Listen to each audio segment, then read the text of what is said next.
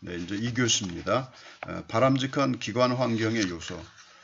기관과 자원봉사자가 공유할 수 있는 사명과 목적의식을 갖추고 있느냐. 중요하죠. 기관이든 자원봉사자든 그 어떤 자원봉사의 사명과 목적의식이 이렇게 공감할 수 있고 또 함께 해야만 자원봉사의 어떤 성과를 기대할 수 있기 때문입니다. 그 다음에 다른 사람의 역할을 존중하는 것, 그 다음에 개별적 업무에 대한 명확한 구분, 또 이것을 상호 이해하고 있는지 매우 중요하죠.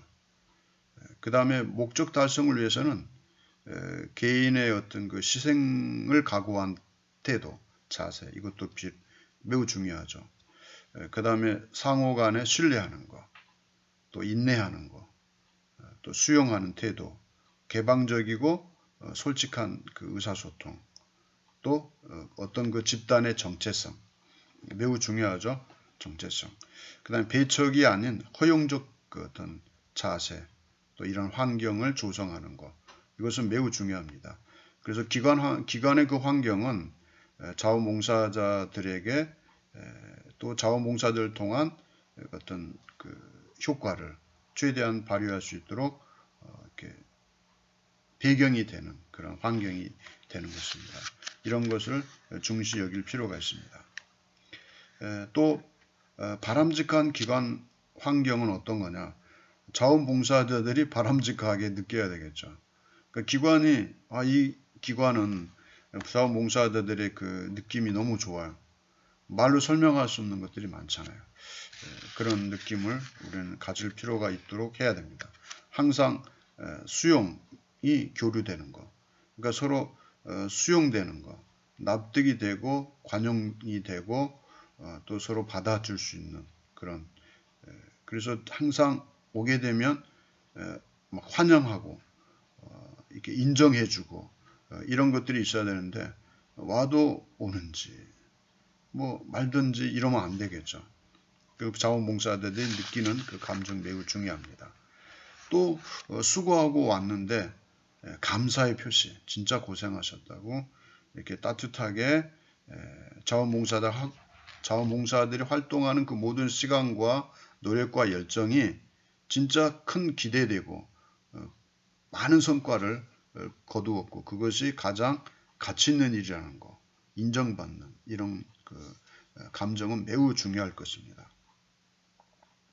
또 이제 규정이나 절차상 고려돼야 될 사항들이 있는데 그것은 인사관리 시스템입니다.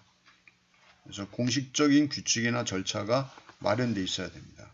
그 정관이나 정책이나 규정 이런 것들을 공식화해서 어떤 지침이 개발되고 부당한 그 처리, 대우나 이런 것들이 없도록 어떤 지침이 제공될 필요가 있습니다.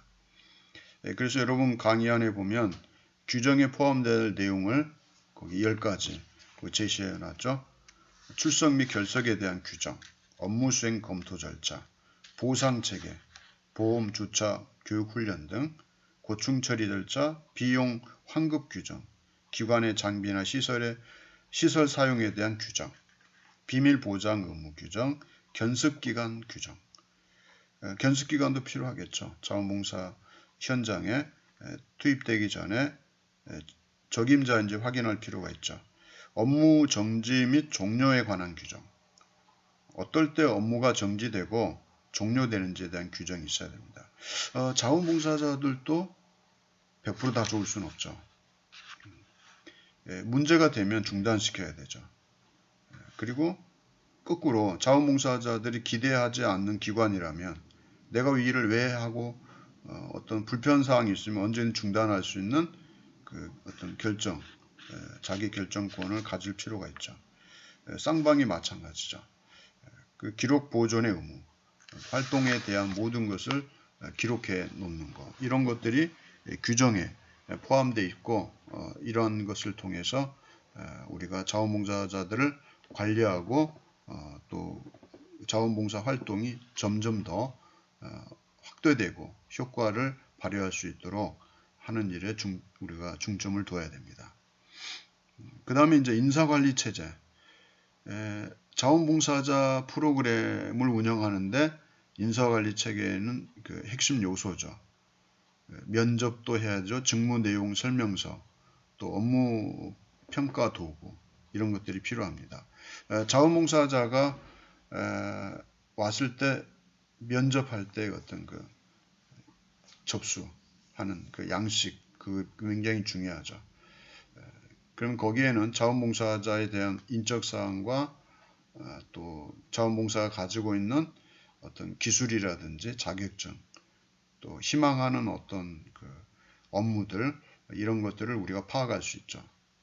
그 다음에 직무 내용, 이 사람이 직무가 가능한 것들이 뭔지 그 설명을 해놔야 됩니다. 직무 기술서가 있어야 되죠.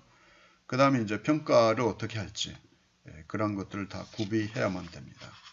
그래서 체계적인 절차에 따라서 작성되고 분류되고 보관될 필요가 있습니다. 그래서 이력사항, 개인정보 연락처, 또 자원봉사 활동상의 지휘와 업무 내용, 또 교육과 훈련, 이런 것들이 상세히 기록될 필요가 있습니다.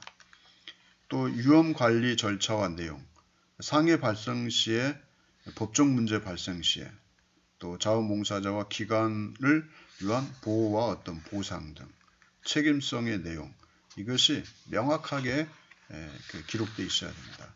여러분 자원봉사 활동을 하게 되면 과거에는 무조건 했는데 요즘은 사회복지 현장 실습을 하러 가도 요즘 이제 보험 들게 하죠.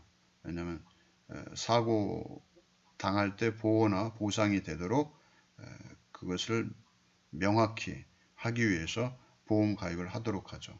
그러니까 자원봉사자들도 보험을 들어줘야 됩니다. 왜냐하면 그 자원봉사로 활동하러 갔는데 상해를 당하면 그 누가 치료합니까?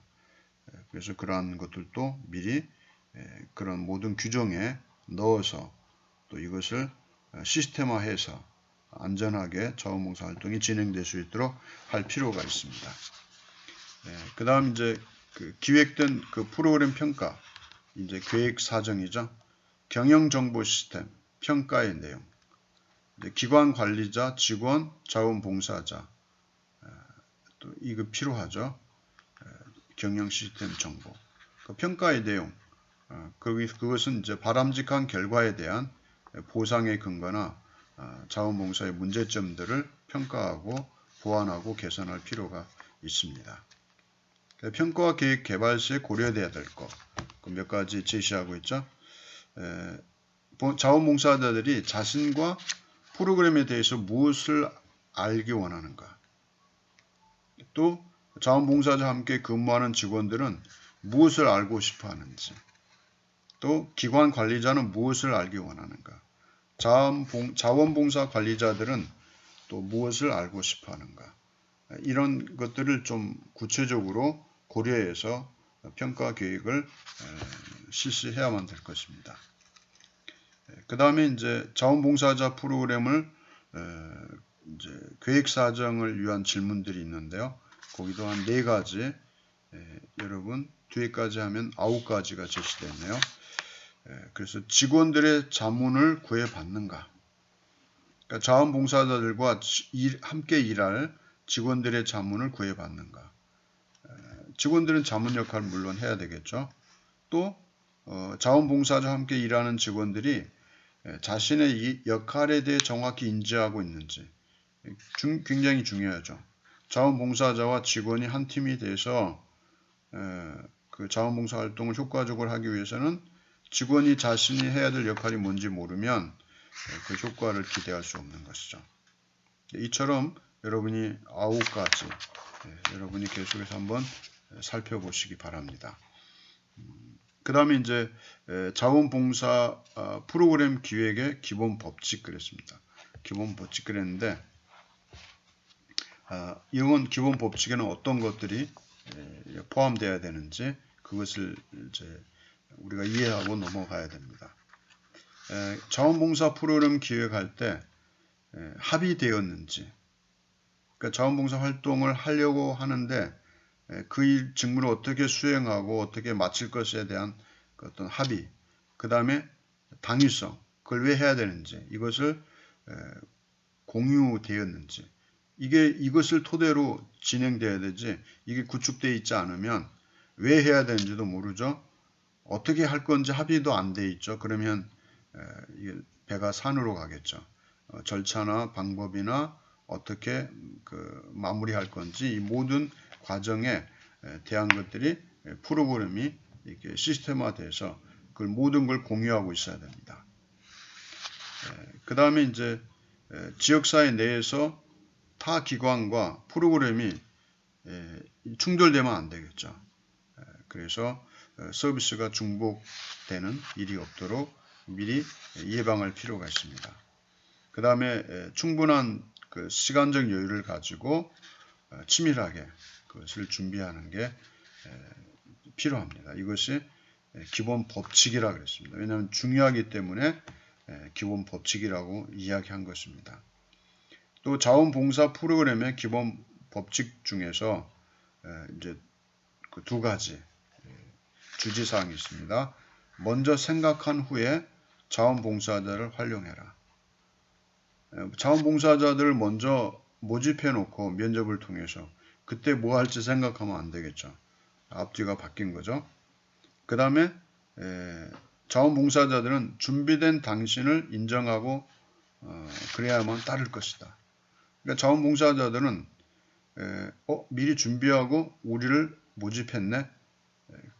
믿고 따르는 거죠. 근데 뭐 할지 준비도 안 하고 자원봉사자들을 모집했어요. 황당하죠.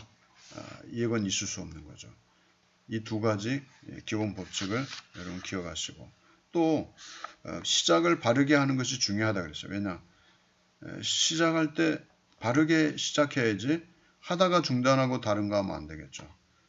그래서 나중에 수정하고 또 바꿔서 어떤 직무를 이렇게 배분한다면 이것도 문제가 되겠죠. 이것도 이제 기본 법칙 안에 포함된 것입니다. 이제 두 번째 자원봉사자 업무 설계. 자원봉사자들의 업무를 어떻게 설계할 것인가? 직원이 이제 참여할 때 직원들과 어떻게 해야 되느냐? 아이디어를 공유할 수 있도록 해야 됩니다. 재미있으면서 생산적인 업무가 제시돼야 되지. 이제 직원이 참여할 때 직원과 자원봉사자 간에 이런 업무 수행에서 굉장히 긍정적이고 또 이렇게 동의하게 되고 기쁜 마음으로 참여할 수 있도록 할 필요가 있습니다. 또 직원들에게 자문을 구해야 됩니다. 이제 업무 개발을 효과적인 방법으로 준비하기 위해서는 직원들과 자원봉사자 간에 서로 자문과 또 질문과 그 협조가 이루어져야 됩니다. 단순한 질문보다는 구체적이고 명확한 그런 질문을 주고받아야 됩니다. 그 다음에 이제 구체적인 응답을 유도해야 된다 그랬습니다. 구체적인 응답을 유도해야 되는데 질문을 이렇게 해야 되죠. 자신이 좋아하는 일은 무엇입니까? 이렇게 물어야겠죠. 그 다음에 당신이 하기 싫은 건 뭔지 물어야 됩니다. 하고 싶지만 시간 제약 때문에 못했던 일이나 프로젝트가 있습니까? 이것도 물어야 되죠. 이처럼 응답을 유도하는 게 있고요. 또 필요성에 대한 직원의 공감 형성. 이제 직업과 관련해서 원하는 업무에 집중하고 적극적인 협조를 구하기 위해서는 필요성에 대한 직원의 공감을 형성해야 됩니다. 그 다음에 직원들과의 면접 과정에서 자원봉사 업무에 대한 바른 인식과 의무사항에 대해서 미리 교육할 필요가 있습니다. 그러니까 직원들과 면접 과정에서 이런 것들이 이루어지면 좋겠죠. 그래서 자원봉사 업무에 대해서 직원이 미리 파악하고 있어야 되고 파악된 업무를 자원봉사자와 함께 나누고 공유하고 설득하고 그 일을 추진할 수 있도록 해야 됩니다. 근데 직원들이 전혀 자원봉사자들에게 설명할 수도 없고 본인도 이 자원봉사 활동을 하러 갔는데 이 업무가 무엇인지 모르고 가면 안 되겠죠. 그 다음 이제 세 번째는 자문에 대한 겁니다. 그러니까 이게 그 직원들에게 실제로 기대할 수 있는 업무에 대해서 이제 이해시키는 그 방법이죠. 그러니까 앞에서 이야기했던 거와 이제 동일한 건데요. 직원들이 자신이 자원봉사자들과 함께 활동해야 될 그 내용이 무엇인지 정확하게 알고 있느냐. 이건 매우 중요한 것이죠. 그 다음 이제 메뉴 선택의 목록을 여러분이 이제 미리 준비하는 게 좋습니다. 자원봉사자들이 이미 실행 중인 업무와 기능에 대한 이렇게 목록이 있어야 됩니다. 그러니까 업무에 대한 그 카테고리가 있고 그 업무의 구체적인 내용이 무엇이고 그 다음에 그 절차는 어떻게 해야 되는지 상세하게 업무 기술서가 있어야 됩니다. 그 직무 기술서라고 말합니다. 직무 기술서를 작성해야 됩니다. 그 직무 기술서를 보면 누가 와도 그 일이 어떤 일인지 알 수 있도록 그게 상세히 기록되어 있어야 됩니다. 예를 들면 총무과에서 서무 담당자의 업무, 그러면 서무 담당자가 해야 할 일 있죠.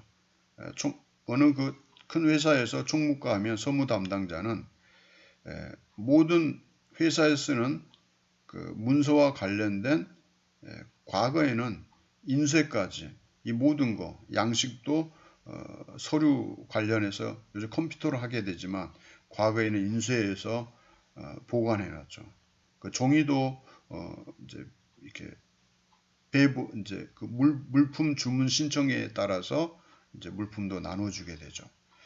그다음 과거에는 뭐 이 소무 담당자가 형광등도 보관해 놨어요. 구입해서. 그럼 이제 관리과에서 가지러 오면 창고에서 내주죠. 청구해서. 요즘도 형광등 아마 그렇게 할 겁니다. 그다음 이 모든 소무는 뭐 빨래비누 또 뭐 하이타이까지 세탁기에 돌리는 모든 걸 구입해 놔서 이제 배분해 줍니다. 그러니까 소무 담당자 하는 일들을 이렇게 메모해 놓고 창고 관리에 창고 안에 또 비치되어 있는 그 제품들의 목록도 있어야 됩니다. 그러니까 이제 소무 담당자가 없으면 누가 와도 창고에 뭐가 있는지 그 직무에 대한 기술서를 보면 그 진행하고 있는 일이 무엇인지 한눈에 볼 수 있게 돼 있어야 됩니다. 그런 것들이 없으면 안 되죠. 과거에는 그게 파일로 돼 있지만 요즘은 엑셀로 여러분 컴퓨터 안에 보관돼 있을 겁니다. 그래서 엑셀에서 이렇게 링크 시키면 계속 이렇게 이어가도록 하는 것이 매우 중요하죠. 우리는 그러한 것들을 잘 관리하고 그러한 것들을 활용할 수 있어야 됩니다. 우리는 이제 그걸 통해서 업무를 파악하고 업무를 효과적으로 진행할 수 있도록 하기 위해서는 그러한 그 직무 기술서를 여러분이 만들 필요가 있습니다. 그 다음에 이제 확보된 자원봉사자들의 인적 사항과 활용할 가능한 기술에 대해서 이제 직무에 대해서 그걸 마련했다면 이제 자원봉사자들의 그 이름과 함께 그들의 인적 사항과 그들이 어떤 일을 잘하는지 어떤 기술이 있는지 상세하게 이름을 클릭하면 모두 다 나올 수 있도록 할 필요가 있죠. 그 엑셀 작업에서 그게 가능합니다.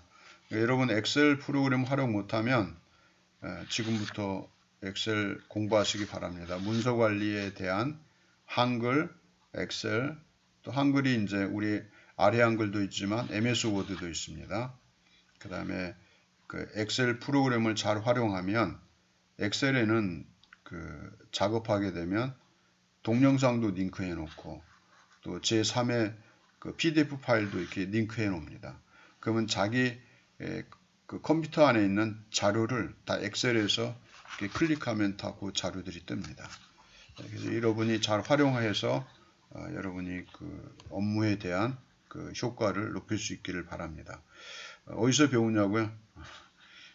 여러분 찾으시기 바랍니다. 자격증도 있습니다. 그래서 여러분이 문서 관리 능력을 여러분이 미리 준비하는 것도 매우 중요합니다. 그 다음에 이제 직원 욕구 파악의 순환적 그 구조 확립 이거 중요하죠. 연속적인 그 속성 또 직원들의 업무 개발 개입 과정 이런 것들이 이제 순환적이고 구조적으로 확립되어 있어야 됩니다. 직원들의 욕구도 파악해서 그것을 수렴하고 또 업무를 개발하는데 활용할 수 있는 것이죠. 여러분이 그 그림에 나와 있습니다. 의사 수렴, 그렇죠?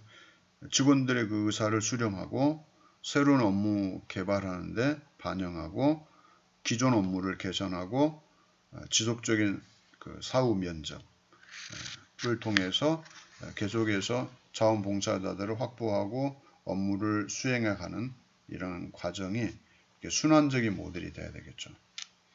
고집하면 안 됩니다. 그래서 직원들의 그 업무 개발에 개입할 수 있도록 의사를 수렴하는 게 굉장히 중요합니다.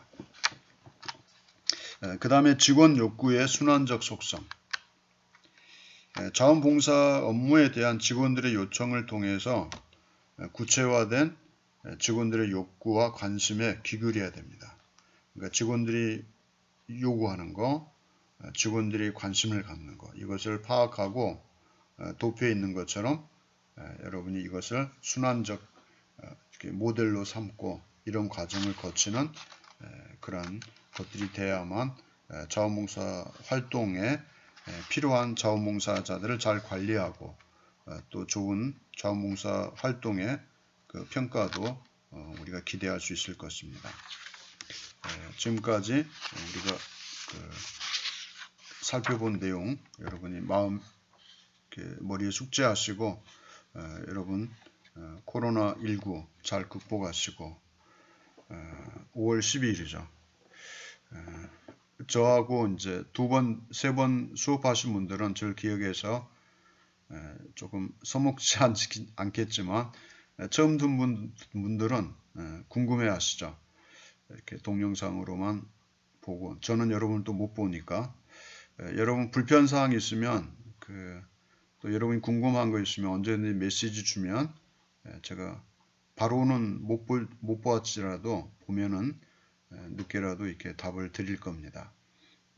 여러분 스스로 이렇게 공부하시고 궁금한 건 여러분이 책을 통해서 또 이렇게 보완하시고 또 인터넷 자료들도 있으니까 이렇게 클릭하시면서 제일 중요한 게 이제 그 용어입니다. 용어가 이해가 안 되면 전반적으로 흐름의 그 내용들을 계속 이어갈 수 없기 때문에 새로운 어떤 용어를 사용한다 할지라도 여러분이 그것을 인터넷 통해서 그게 무슨 의미인지를 좀 검색하고 이렇게 보완하시기 바랍니다. 3교시에 여러분 다시 뵙겠습니다. 감사합니다.